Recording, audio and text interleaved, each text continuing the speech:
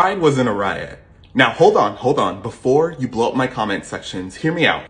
I understand and agree with the intention of the phrase.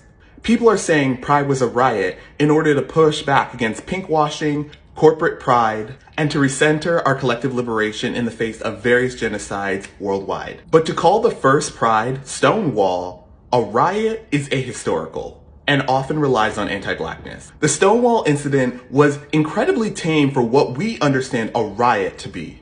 Contemporary articles in the late 60s called it a melee, or a scuttle that resulted in only about 20 arrests. But white LGBTQ+ outlets immediately started calling it a riot. This word choice was intentional and strategic. The 60s had already brought us the Watts riots in LA and the Detroit riots in disaffected black communities. Those led to hundreds of buildings getting destroyed, thousands of arrests, and hundreds of people being injured. The military had to be called in, a far cry from Stonewall. According to history professor Mark Stein, the word quote ran counter to the idea that LGBT people were effeminate and ashamed, too weak and too unwilling to resist. In other words, riot was a racialized term that invoked fear of black rage and black violence. Anti-blackness was politically useful to queer Americans. Indeed, Morgan Bassachis and Dean Spade make this point in their article, Queer Politics and Anti-Blackness. In the US empire, blackness and criminality are synonymous. Therefore,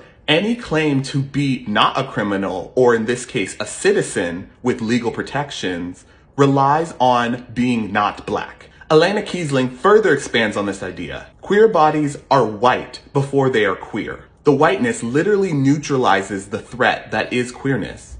Yes, Pride was founded as a radical liberation movement led by black and brown trans women. That doesn't mean it didn't use anti-black rhetoric in order to gain legitimacy. There is no pride in genocide.